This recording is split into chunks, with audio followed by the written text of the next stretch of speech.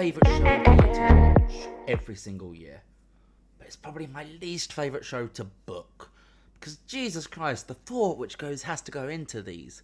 It's so tedious because it's episode 6 of From Then to Now, the series where we take WWF and WCW from 1992 all the way up to the modern era, or as close to as I get before I completely burn out, because as we realised in the last episode, there's a shit ton of episodes required to do this. But either way, in today's episode we've got WWF Royal Rumble. It's our first pay-per-view of the save. And we're kicking it off with a dark match, just featuring somebody who isn't in the Rumble, taking on whatever local talent I could find, which I thought would be a bit funny.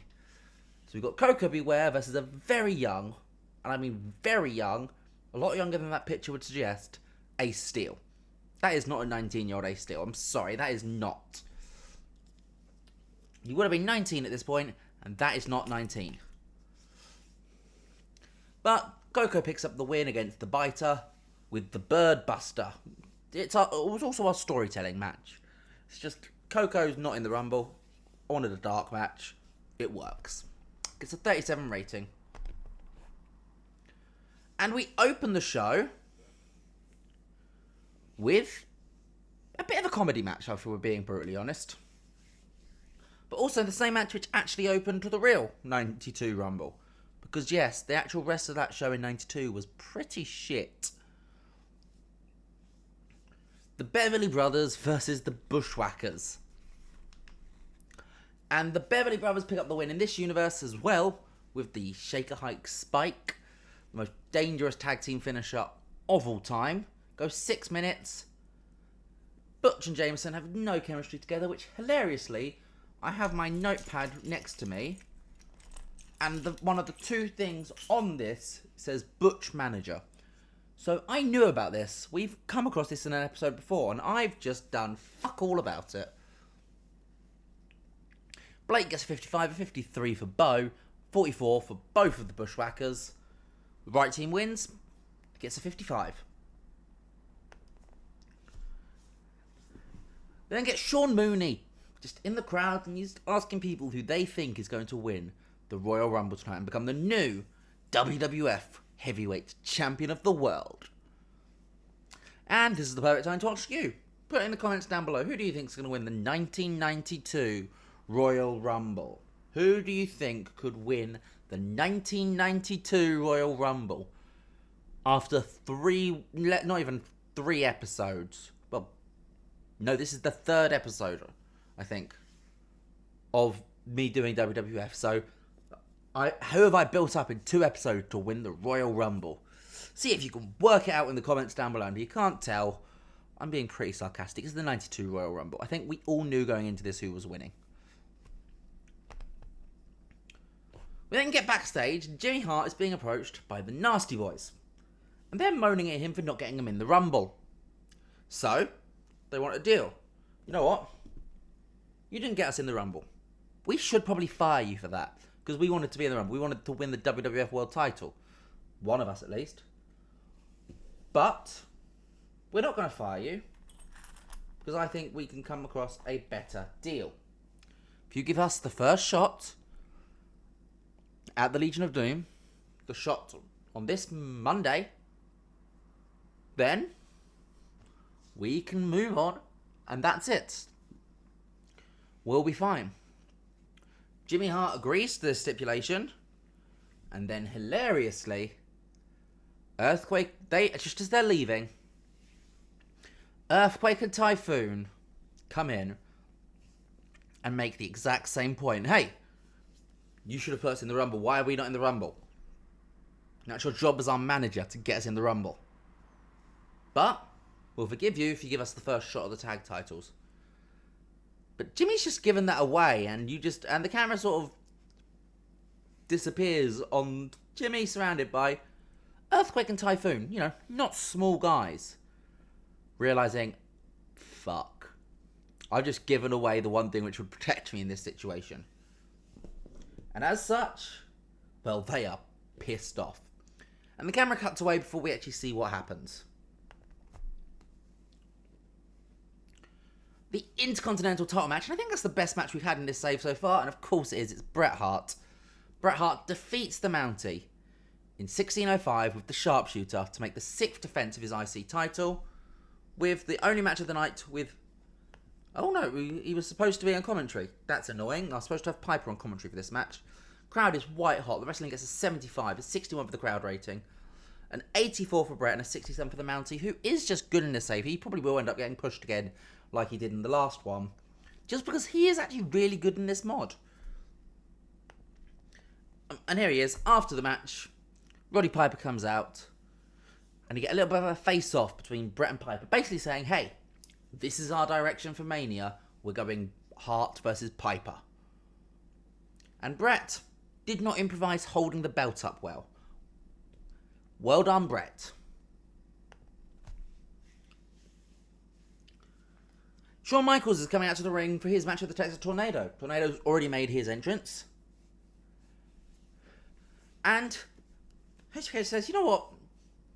You were right not to use your family name. Who were the Von Erichs? They were nobodies. They couldn't make it anywhere except for Texas. And who cares about Texas? And you know what? Even better, because now they're all... And of course, we can all work out what he was going to say, but Tornado doesn't give him a chance, because he also worked out what he was going to say. So the Texas Tornado jumps him before the bell, and the match gets a 69. Michaels picks up the win in just over 11 minutes after Sherry interferes. They stole the show. I mean, Tornado had personal issues, which is a big shame. But 69 for Michaels, a 52 for Tornado. I mean, you got to think, Michaels just got the same as the Mountie. And we're definitely thinking of pushing Michaels, so says a lot about the Mountie. 53 crowd rating. The crowd is buzzing. They're very hot now. Gets a 69. And I believe this is the last segment before the Rumble. Everyone wants to win it. Gets an 87, 79, 80, 93, 78, 90, and 74. I can't remember which promo is which. But I think this is the time for the Royal Rumble. Let's check. Okay, and it's time for the Royal Rumble. The biggest match of the year in the WWF. And it's even bigger this year. The winner of this match claims the World Wrestling Federation Championship. And now, let's find out who drew number 1 and number 2. Your entry number 1 is the British Bulldog, Davey Boy Smith. Comes out with British flag wrapped around him. He's got the longest task in front of him. Can he make it? Number 2 is Barry Horowitz. Not someone you'd expect to win. At least not in this version of the universe. Might have put up a fight in the last save, will not be to date. And the two of them, bell rings, the two of them just start brawling back and forth. And it's very quick. Horowitz gets up in the overhead slam, the gorilla press, and he gets pushed over the top rope. Barry Horowitz is eliminated before number 3 even enters. And number 3 is Ric Flair. And we get our famous Bobby Heenan commentary, "It's not fair to Flair." That's what the whole storyline's called in this game for some reason. But we're going with it. It's not fair to Flair. Flair comes out, and it's him and the Bulldog. And Flair just does an escape act. Just tries to stay away from Bulldog as much as he can. Number 4 is Greg Valentine. Now they come in, and Greg Valentine and Ric Flair start working together a bit, going after British Bulldog. But you can tell that there is a tedious relationship there. And Heenan is loving the fact that they're working together. And every time Valentine even slightly looks at Flair, he starts calling him the worst names that Heenan could pull out on a wrestling show. Number 5 is Dick the Bruiser Jr. A bit of a random one here. Because of the location of where we're filming, for some reason, this guy approached me before the show and it has like 50 pop in the Great Lakes. So, well, Dick the Bruiser was obviously pretty big in this territory. And so you'd assume that his junior, his successor, would also be pretty big. So we're giving him a bit of a cameo. He comes in, but he's eliminated by the team of Ric Flair and Greg Valentine. Number 6, El Matador Tito Santana. El Matador comes in and gives Davey Boy a bit of a breather, because now it's sort of like a tag team action between the two of them. DBS and El Matador versus Ric Flair and Greg Valentine. And yeah, so that's essentially what happens for the 2 minutes, whilst after El Matador comes in. And at number 7, it's Haku. And Haku is the first person in this match to really remember that it is every man for himself. And Bobby Heenan isn't happy about that. Haku goes in there and just starts laying waste to everyone. Just starts slamming, starts doing his big headbutts, and in the end he eliminates both Greg Valentine and El Matador, leaving just himself, Flair, and Bulldog in the ring. Number 8 is Jake Roberts. And Flair bails. He rolls out the ring, goes to the commentary desk, which is going to be in the Raw position rather than the actual traditional pay-per-view position. So it's going to be next to the ringside. And he goes and he just starts talking to Bobby Heenan. Just strategizing whilst in the ring.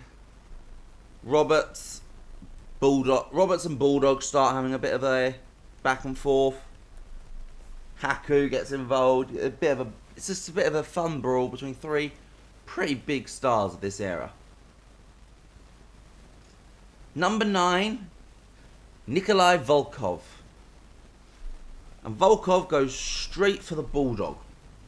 And they start rocking back and forth on the ropes.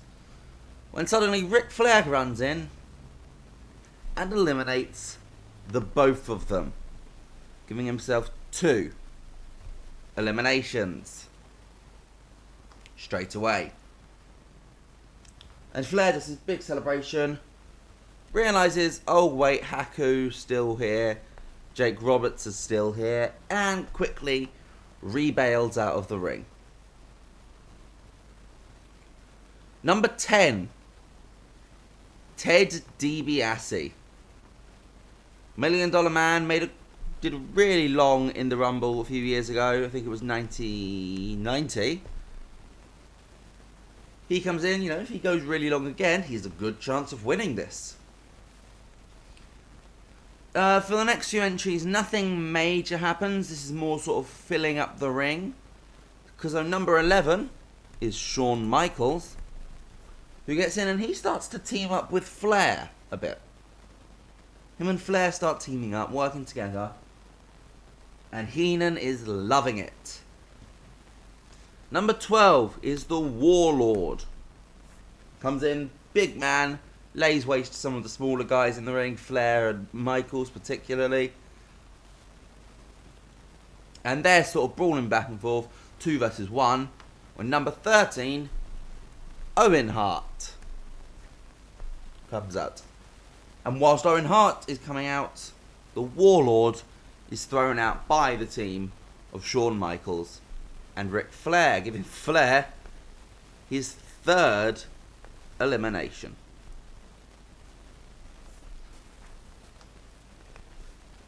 Number 14 is Randy Savage, the Macho Man. He comes out and he is full of piss and vinegar, straight for Jake Roberts. He is targeting Roberts after all the stuff in the last few months or so, ever since the wedding at SummerSlam. And yeah, they just go ham on each other and they just start wailing. They both roll out underneath the bottom rope and just keep brawling around the ringside. When number 15 comes in, which is the Texas Tornado, Kerry Von Erich. He again, similar to Savage, also sets a beeline for somebody in the match.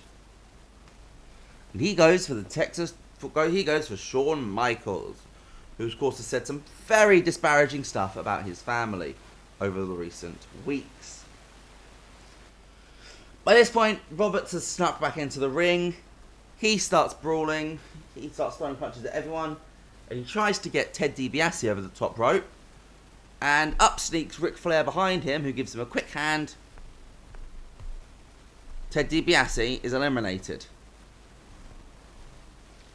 On the other side of the ring, Owen Hart is struggling to get Haku over the top rope. When, fresh after eliminating Ted DiBiase, Ric Flair once again runs over and gives him a hand. He eliminates Haku. Heenan's making the point that, see, Ric Flair is working with other people to help himself. He knows that he needs to work with other people in order to win this.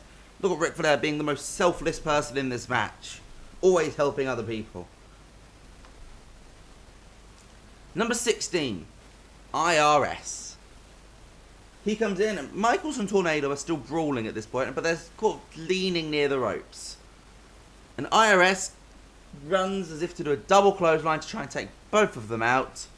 And Michaels and Tornado, both at the same time, low bridge. So IRS is in, and IRS is out. Number 17. Rowdy Roddy Piper.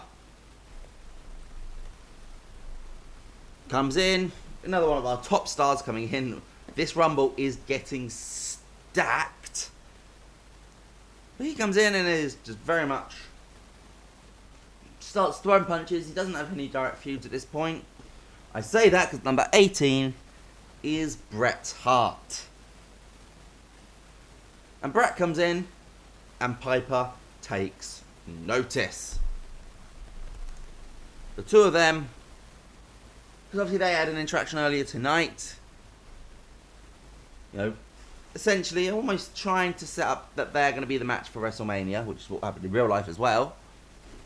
And so there's a bit of respect still from Bret to Piper. There is none from Piper to Bret.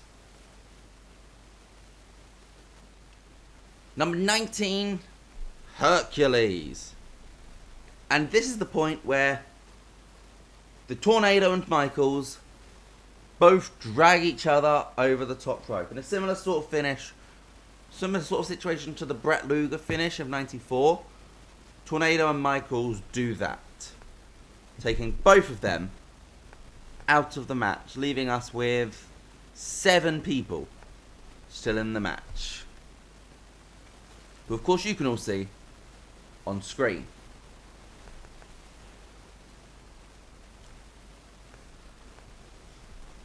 Number 20, the Mountie, who joins in the bit of the rivalry between Piper and Bret. He joins in that, and they start going all together, 3-way, like some tag team moves on each other, others just keep going. This next section is about filling up the ring, as number 21 is Papa Shango. And the reason why we were filling up the ring is number 22, having been given a preferential number due to him being the champion when it was stripped, The Undertaker. And he comes in and eliminates Shango straight away. He eliminates Hercules. And he eliminates Owen Hart whilst Bret was too distracted with Piper and the Mountie to notice. At number 23 is Jim the Anvil Neidhart. Very good number for him. And I'm sure with his power, he's the brawler of his team. Bret Hart is still in this match. There is going to be loyalty there. Could this be the exact thing which Bret needs to push into that final feud? Well, number 24 is the Barbarian, another big man. And just as the Barbarian comes in, Bret Hart eliminates the Mountie. So the Mountie's out. But then Bret Hart is eliminated by Roddy Piper. So Bret Hart's now out. And then Roddy Piper is straight away eliminated by Jim Neidhart. So ironically, out of the 3 IC champion contenders, person who stands tall is Jim the Anvil Neidhart.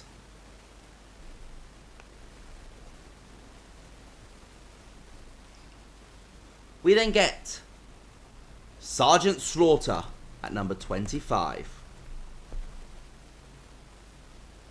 And as that's happening, the Barbarian is eliminated by The Undertaker with an assist from Ric Flair, giving him his 6th elimination in this match. Jake Roberts is eliminated by Randy Savage, who then gets back in the ring and eliminates Jake Roberts. So they are both out, leaving ironically only 4 people currently in the ring: Flair, Taker, Neidhart and Slaughter. Number 26 is Jimmy Snuka.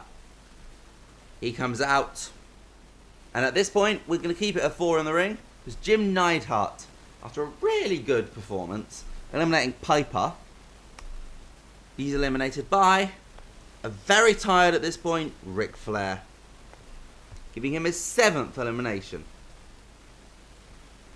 Number 27, also getting a preferential number, ironically got a better number, Hulk Hogan.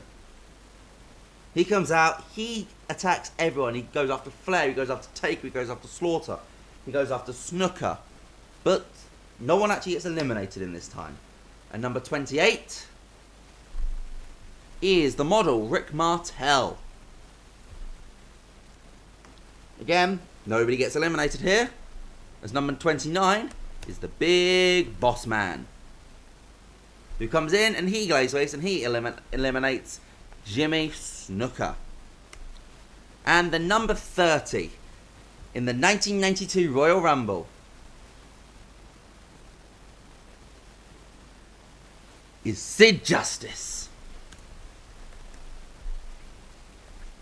And here we go. We have got 3 more entries into the ring.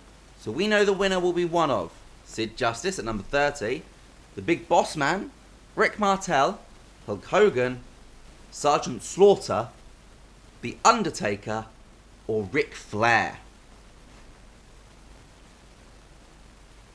Who's it going to be? Well, it's not going to be Sergeant Slaughter, as he is eliminated first out of those lot by Sid Justice. We get basically it's everyone just brawling. There's 6 of them now, so they're sort of paired off. Taker's with Sid, Martel's with Hogan, and Flair is with Bossman. They're sort of brawling, and Martel is able to be tossed over the top rope by Hulk Hogan. So Rick Martel is out. And Hogan goes and gives Sid a hand with Taker, as Ric Flair eliminates the Big Boss Man, leaving us a final 4 of Hogan, Taker, Flair and Sid. And Sid's not really happy that Hogan's just come and taken over this attack on Undertaker, but it is Hogan who manages to hoist the Undertaker over the top rope, which is a satisfactory ending considering all the stuff at this Tuesday in Texas and Survivor Series. The Undertaker is out. Hogan does a quick pose, before being thrown out from behind by Sid Justice. Yes, we are keeping that. Hogan is annoyed, looks up at Sid and grabs his arm, allowing for Flair to win. Ric Flair wins the 1992 Royal Rumble. It wasn't fair to Flair, but Flair pulled it off. Let's go and see what that rating was.